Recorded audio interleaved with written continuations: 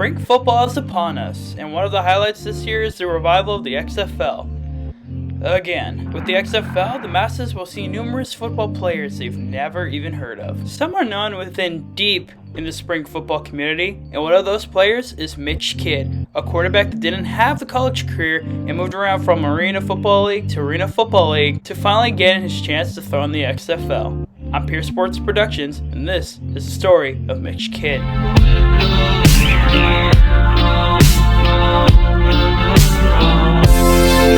Mitchell Kidd was born on June 26, 1995. My dad was like my flag football coach and stuff like that. So like way back in the day, I think flag football is a lot of where guys get their start from. You get to just go out there and have fun and, go be athletic. And we played every single position. You had to rotate through them. So everybody got to learn and just learning really the fundamentals of the game. And then from there, I went on, played tackle football, like fifth grade, I think, is when I started. So that was really fun. Kind of somewhere where it's, no pressure, but you still get to learn all your fundamentals and stuff. And you add pads into the game and all that. So I think you kind of figure out if you want to play or not. And at that point, kids aren't really big, but some kids are a lot faster than other kids. So sometimes I got hit harder then, I feel like, than I have in a lot of other times. So yeah, had some great coaches there that kind of made me fall in love with the game. And Kidd would attend and play in his hometown of Salinas, California, Palma High School. Throughout high school, Mitch would play not only quarterback, but return punts and played wide receiver. After graduating in 2014, Mitch would attend Monterey Peninsula College and competed for the starting job, but would be the backup for the season behind James Lovato and Keon Marsh. Kidd would play 5 games, throwing 7 of 17 passes for 95 yards and 2 touchdowns. After the season, Mitch would transfer to De Anza College. Kidd would once again take the back seat for the season behind Ron Johnson. Kidd would play 5 games, throwing 22 of 52 passes for 721 yards and 1 touchdown to 4 picks, along with a couple punt returns. After that season, Mitch would transfer once more to the University of Redlands, breaking into Division III for the first time. De Anza, which is where I went to school, that league in San Jose, San Francisco, Oakland has they got ballers all over the place. Like that's California football right there, especially Northern California. Like that's where all the dudes are at. So I went there because the competition was really good. The school I was going to didn't have anybody returning. They were like 0-11 the year before I got there. Figured it was a good way to turn a program around, kind of show schools what I could do. And then, playing the elite level talent, I think San Francisco City at that point had 10 of 11 defensive starters that year went D1, and the one who didn't wound up going to like Cal the year after because he wasn't eligible that year. They would have sent all 11 kids to big D1 schools like Auburn and LSU and things like that. So just wanted to get a taste, like kind of just get out of the small pond, get into a bigger pond. And I think I've just been hopping into bigger ponds ever since.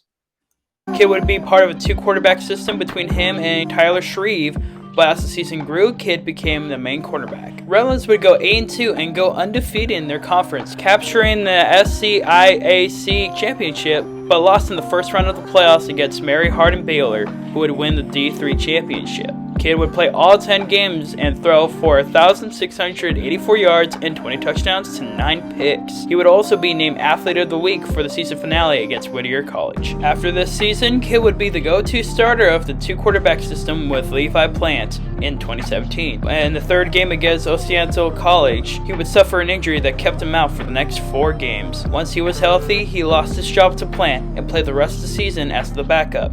Mitch would play 8 games, throwing 441 yards for 1 touchdown and 2 picks. Finishing the season, Kidd would have 1 year of eligibility within the NAIA and would grad transfer out to Campbellsville in Kentucky, but his eligibility didn't go through and cut his college career short.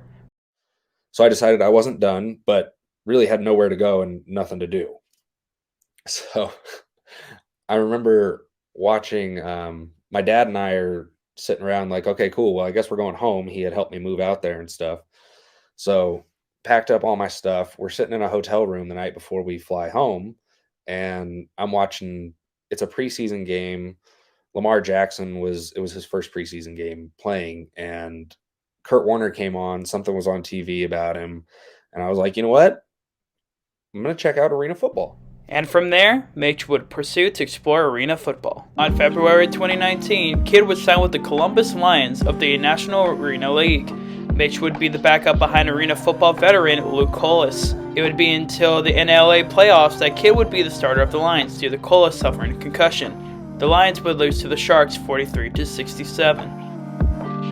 I was originally going to go back to the Lions. The day that the signing period started, they signed 3 quarterbacks, and I hadn't heard from them. As far as I knew, the whole deal was that I was supposed to be going back.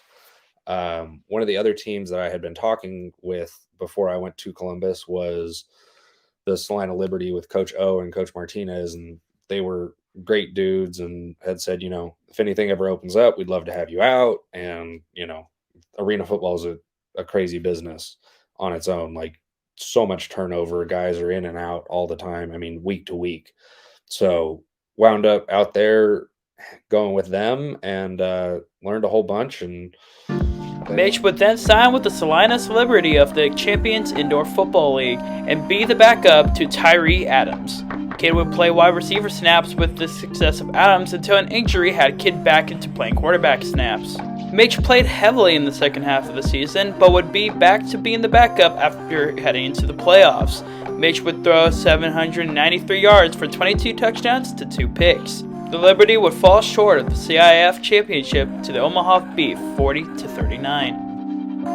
To our next pick, Adoki, not able to come through the tunnel just yet, but it will be quarterback Mitch Kidd. Wow. Okay. Adoki select Mitch Kidd. After that season, Kidd would sign to the fan-controlled football league on March 2022. For the first draft, Mitch would be drafted by the newly formed Aokis, a team owned by DJ Steve Aoki. Boykin, Elion, Bird. Here's Kidd. Time has expired. All day. Adoki for the win to the end zone. It's caught! Touchdown! Joseph Boykin, and that's your game! In the first game against the Kingpins, Kidd would lead his team to a win 28-26. This would get him franchise tagged and play the rest of the season with the AOKs. Kidd and the AOKs would go 4-3 in the season, beating the Knights of D-Gen for second place in the division by point differential, but would lose to the Board 8 Football Club in the NFD Teams Championship. Mitch would break the FCF with the nickname of Cardiac Kidd and would lead in yards, touchdowns, and passes completed. Kidd would be honored Offensive Player of the Year, First Teamer, and FCF MVP. On November 17th, after the XFL draft ended, the XFL would announce more quarterback assignments, including Mitch Kidd to the Orlando Guardians. Kidd would be going against former FCF DeAndre Francois and Central Michigan alumni Quinn Dormandy. But before Mitch could get the chance to shine, he would be released in order for the team to be under 70 players under the league rules on January 21st. From here, Kidd has many opportunities. The XFL will have his number when the team needs him. The FCF would love to welcome him back for Season 3. The USFL is going into their second season. Mitch has fought hard to be where he is now. From junior college to Division 3, to being back up to many arena leagues, to finally being an MVP. There's nowhere but out for Cardiac Kidd.